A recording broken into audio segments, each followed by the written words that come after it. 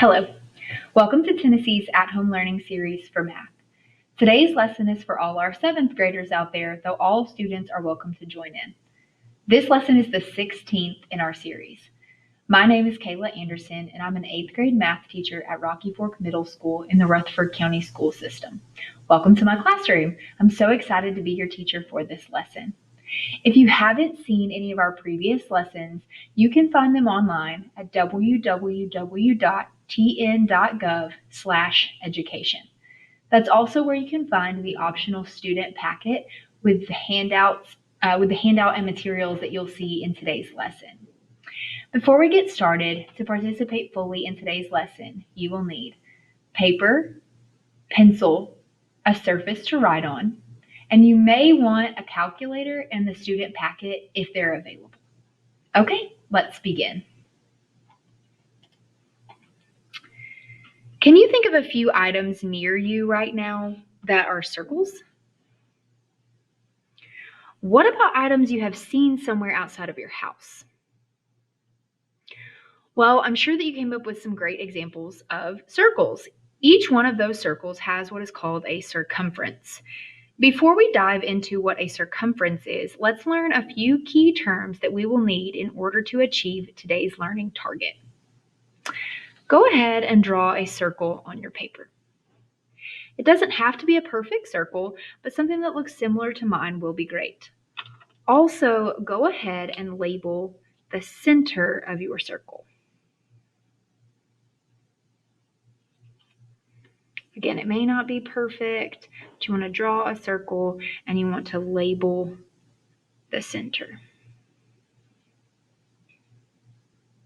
The first term that we are going to go over is radius, or radii for plural. Let me draw a radius. Okay, and let's label that radius. A radius is a line segment with one endpoint at the center of the circle and the other endpoint on the circle. The length of a radius is called the radius of the circle. A line segment is a straight line which links 2 points without extending beyond them. So here's one endpoint of my radius. Here's the center of my circle, which is the other endpoint of my radius. This is a line segment because it connects these 2 endpoints, and this is a radius, and the plural of radius is radii. Similar to the radius, there is a line segment called a diameter.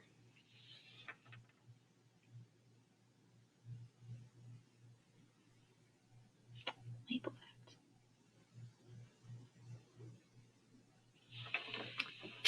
There you go.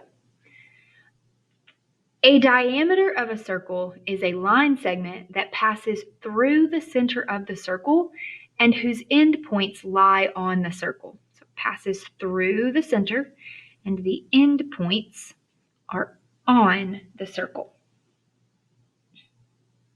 The length of the diameter is twice the length of the radius. The length of the diameter is called the diameter of the circle. Perfect. Next, we have the circumference of the circle. I'm going to trace the circumference for you. The circumference of a circle is the distance around the circle. So here in green, I'm going to trace the outside of my circle here.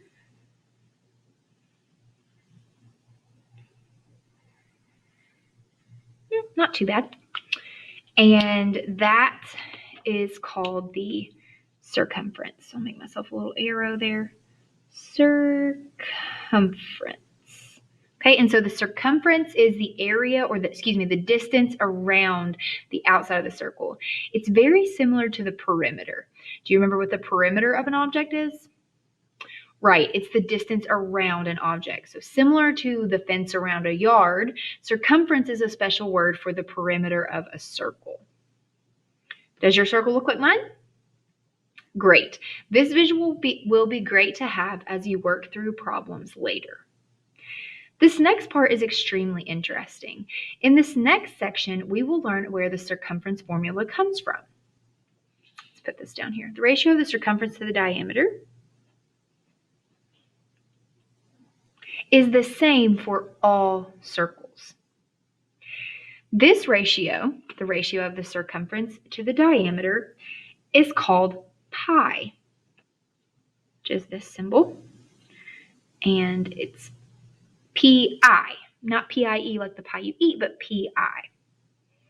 You can approximate it as 3.14, so it's approximately 3.14. You are able to use pi to find a formula that will calculate the circumference of a circle. For any circle, the circumference, the ratio of the circumference to the diameter equals pi. Can you solve this equation for circumference, which is represented with C? What operation do you need to do in order to have C all by itself on one side of the equation? So what's currently happening to C? C is being divided by D. What's the opposite of dividing by D? Right, using inverse operations, you need to multiply both sides of the equation by D. Go ahead and do that on your paper while I do it here. So I'm going to multiply by D on this side, and multiply by D on this side. Simplifying, it leaves me with C equals pi times D. From our solving, we now know that circumference is equal to pi multiplied by the diameter. Remember, the diameter is across the center of the circle. The diameter is how much greater than a radius? Right, a diameter is two times the radius.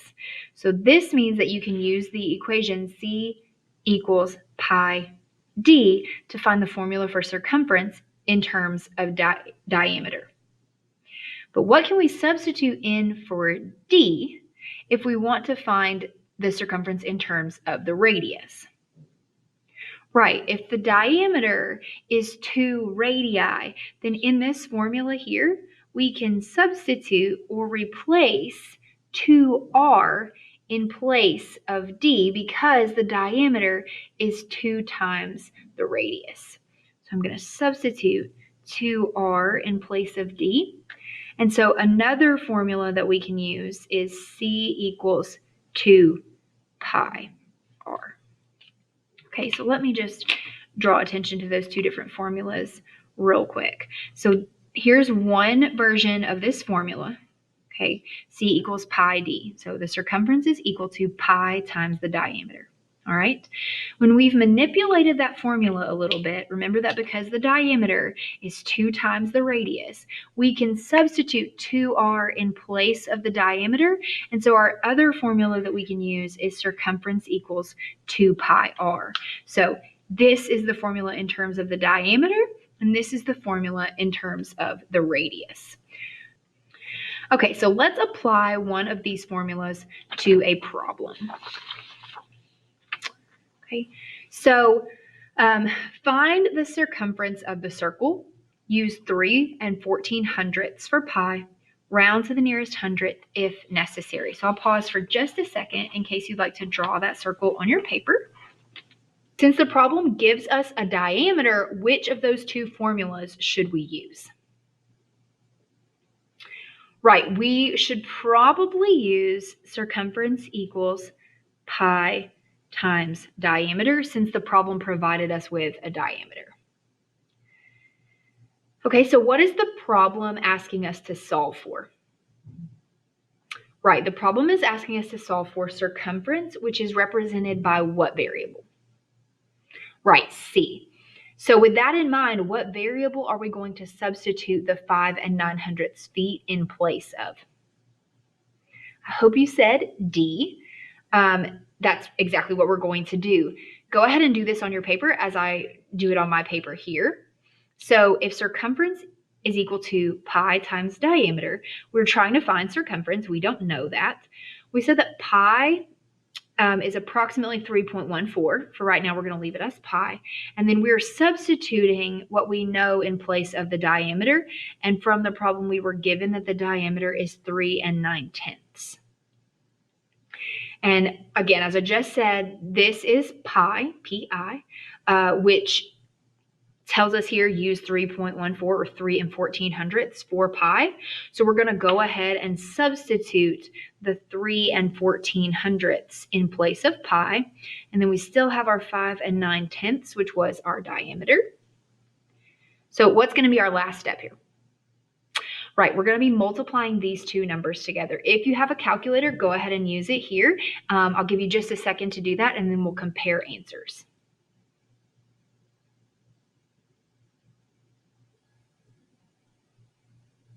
Okay, so did you get 18 and 53/100 feet? Great job. Did you round your answer properly? Remember, in the text, it tells us to round to the nearest hundredth if necessary. Awesome work, folks. You just solved for the circumference of that circle. Let's move on to the next one. Here's another problem for us. Draw this circle on your paper, please. This one's asking us, find the circumference of the circle. Use 3 and 1400ths for pi. Round to the nearest hundredth if necessary. So I'll pause for just a second in case you need another second to draw that.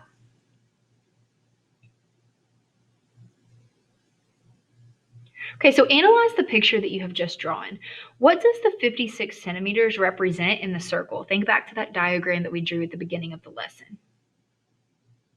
Right, this is a radius of the circle. Since the problem gives us the radius, which formula should we use? Yeah, I would use C equals 2 pi r, where r stands for the radius, since we've been given the radius in this problem. So what is the problem asking us to solve for? Right, the problem's asking us to solve for circumference, which is C. So which variable are we going to be substituting this 56 centimeters for? Right, we're going to be substituting that in place of r, since it's the length of the radius. So why don't you go ahead and do this on your paper as I work this here. So C is the circumference, which is what we're trying to find.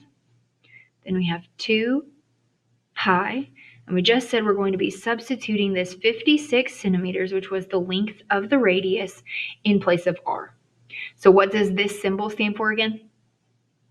Right, that is pi, which the text tells us to use 3 and 1400ths for pi. So we're going to go ahead and substitute that into our equation. So trying to find circumference, 2, replacing pi with 3 and 1400ths, replacing radius, or r, with 56, because that's the length of the radius. So what's our last step here to solve this for circumference? Sure, we're going to multiply these three numbers together. So go ahead and do that if you have your calculator, and then we will compare answers. I'm going to pause for just a second in case you don't have your calculator and you're working this by hand so that you have some extra time to get this one done.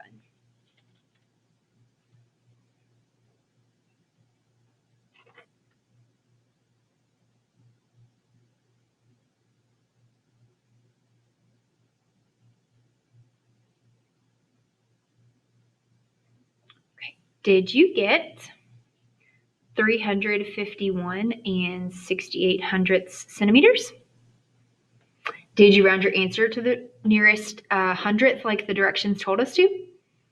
Awesome. So what does that 351 and 68/100 centimeters represent? Right, it's the circumference, but what is the circumference? Right, it's the distance around the circle. So if you started at one point and you walked all the way around the circle, you would walk 351 and 68/100 centimeters. Awesome. Now let's apply our formulas to a real world problem. A circular fountain has a radius of 9 and 4/10 feet. Find the diameter and the circumference to the nearest tenth of a foot. Can you draw a picture to represent this fountain? Go ahead and do it. Make sure you label the radius appropriately. This will help you visualize what is given and what we are solving for.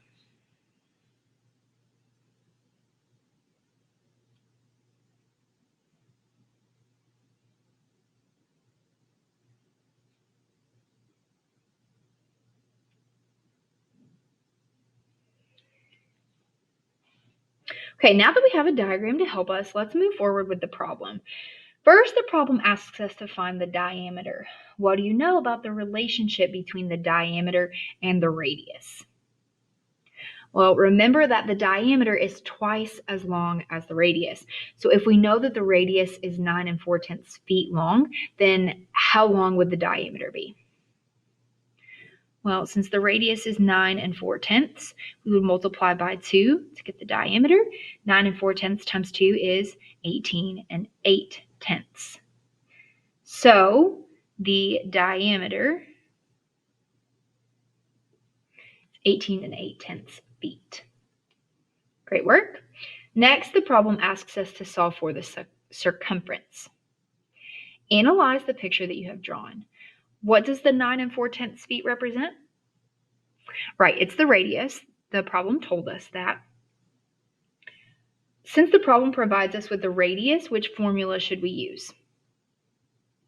Right, we can use the c equals 2 pi r since we were given the radius. Now we did find the diameter, but since the problem gave us the radius, we'll go ahead and use this formula. Okay, so what is the problem asking for us to solve for? Right, circumference. And which variable represents circumference? Right, c, just like we've been doing.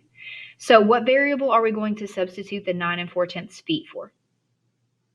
Right, for r, because that's the radius. So make sure that you're doing this on your paper. Follow along with me. Circumference is what we're trying to find. 2 pi. We just said we're replacing r with the 9 4/10, which is the length of the radius. Would we have gotten the same answer if we had used the c equals pi d in this case? Yes, we would have. Because we found the diameter, we could use the other formula. We're just going to stick with the 2 pi r since the problem gave us radius. Okay, so what does this stand for? Pi. And the directions tell us, well, the directions don't tell us this time, but we can assume because pi is approximately 3 1400, that's what we're going to use, and that's what we're going to replace pi with here. So 2, substitute 3 1400 for pi, keeping the 9 4/10 for the radius. And just like the other examples, our last step is going to be multiplying these numbers together. So go ahead and do that, and then we will compare answers. If you're stuck here, make sure that you're going back and looking at the other examples that we've done.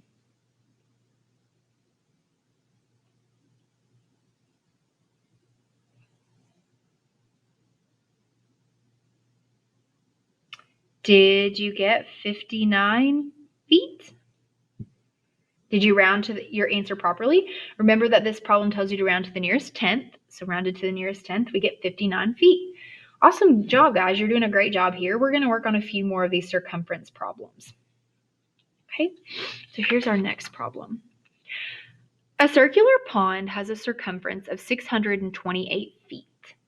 A model boat is moving directly across the pond along a radius at a rate of 5 feet per second. How long does it take the boat to get from the edge of the pond to the center? I want you to visualize what this problem is asking. Picture a pond and a little model boat floating across that pond. Do you have a picture in your head? Great. First, we need to calculate the distance of the radius of this circular pond. Where are the two endpoints of a radius again? Right. The two endpoints of the radius, one is on the circle and the other is at the center of the circle. So let's draw a picture of this problem so that we have a model. Make sure that you label the circumference, which remember is the distance all the way around the circle, as 628 feet. And we're trying to solve for the radius in our drawing. So I have come up with a drawing, and here it is. So we've got the circular pond. We know that the circumference, which is the distance all the way around, is 628 feet. We know that a radius has an endpoint on the circle and an endpoint at the center of the circle, and that is what we're trying to solve for in this problem. Okay? So because we're given the circumference and we're solving for the radius, which equation should we use here? Right, we need to use c equals 2 pi r. Okay, so what variable do we need to substitute the 628 feet in for? Well, this one's a little different than what we've been doing. That 628 feet is the circumference. So we're substituting 628 in place of c. What are we trying to solve for? Right, we're trying to solve for the radius this time. So we're replacing circumference with 628, and we're solving for r, which is the radius. Okay, since we're solving for r, I need to get r on one side of the equation and everything else on the other. So how am I going to do that? How am I going to isolate that r and get it by itself? Well, because r is being multiplied by 2 and pi, the opposite of multiplying by 2 and pi is dividing by 2 and pi. So let's go ahead and do that now. So because pi is approximately pi is not approximately 2. Pi is approximately 3 and 1400. So I'm going to pause here so we can talk about this. This is our approximately symbol. Pi is approximately 3 and 1400. I've replaced pi with 3 and 1400 here. We're trying to get r by itself. In order to get r by itself, I'm going to need to get rid of what's going on here. Well, we can either divide by 2 times 3.14, or we can go ahead and multiply that 2 times 3 and 1400 together. So if, and remember we're using approximately because pi is approximately 3 and 1400. If I go ahead and multiply 2 times 3 and 1400, I do get 6 and 2800. Now that these two things are multiplied together, the opposite of multiplying by 6 and 2800 is dividing by 6 and 2800. And once I've done that, I'm going to get approximately 100. So from our work, it appears that the radius of the pond is approximately 100 feet in length. So what is the problem asking us to solve for in the very end? Right, it's asking us to find how long it will take the boat to go from the edge of the pond to the center. From the problem, we are told that the boat is traveling at 5 feet per second. How are we going to calculate how long it will take the boat to travel this 100 feet that the radius is? Right, so the time is going to be 100 feet. Time is going to be equal to 100 feet divided by 5 feet per second. So we want to know how long the time it's going to take for the boat to go 100 feet if it's traveling 5 feet per second. So when we've done our division there, the time is going to equal 20 seconds. So if we divide the 100 feet by 5 feet, it will tell us how long it will take. 100 divided by 5 is 20, so it takes the boat 20 seconds to travel the length of the radius. Awesome, here's another one. A round swimming pool has a circumference of 66 feet. Carlos wants to buy a rope to put across the diameter of the pool. The rope costs 45 cents per foot, and Carlos needs 4 feet more than the diameter of the pool. How much will Carlos pay for the rope? Just like the pond, can you visualize Carlos's pool? Picture the rope that he is trying to tie across the diameter of the pool. Where would that be? Can you draw a picture? So we've got our pool. Has a circumference which is all the way around of 66 feet. Carlos wants to buy a rope to put across the diameter, which is from the center all the way across. Okay, so first we need to calculate the distance of the diameter of this circular pool. Where are the two endpoints of the diameter? Right, they're on either side of the pool here, or excuse me, on either side of the circle, which is the pool. So one here and one here. The two endpoints of the diameter are on the circle, and the diameter has to go through the center of the circle. Because we're given the circumference and we are solving for the diameter, which equation do we need to use? Right, we need C equals pi d. What variable do we need to substitute the 66 in for? Right, we're going to substitute it in place of C, which is the circumference. And then we need to solve for the diameter. In order to get the diameter by itself, we're needing to divide by what's with the diameter, or what's being multiplied by the diameter. Well, remember that pi is approximately 3 and 1400. So we're going to divide by 3 and 1400 and figure out that the diameter is approximately 21 feet.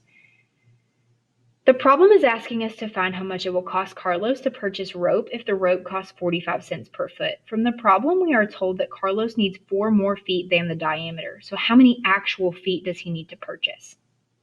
Right, he'll need 25 feet of rope total since he's going to purchase 4 more than the diameter. So keep in mind that we are able to do this because of the proportions from our previous lessons. We're able to figure out the cost. So the total cost is 45 cents times the 25 feet, which is equal to $11.25. Awesome, guys. Okay, so great work, 7th grade. Today we worked on how to use circumference of a circle when the problem provides different pieces of context within a problem, and then use the circumference formulas to solve real-world problems. You really did a great job today. After the video, you will have some problems to practice on your own. I'm showing those to you now, or you can find them in the student practice for this lesson, which is posted on the website www.tn.gov/education. Zoom in a little bit and see if maybe you can see that a little better.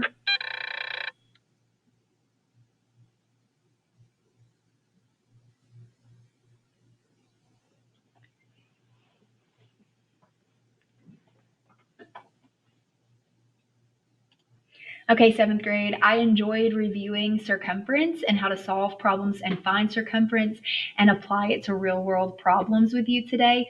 Thank you for inviting me into your home. I look forward to seeing you for our next lesson in the Tennessee's At Home Learning series. Bye!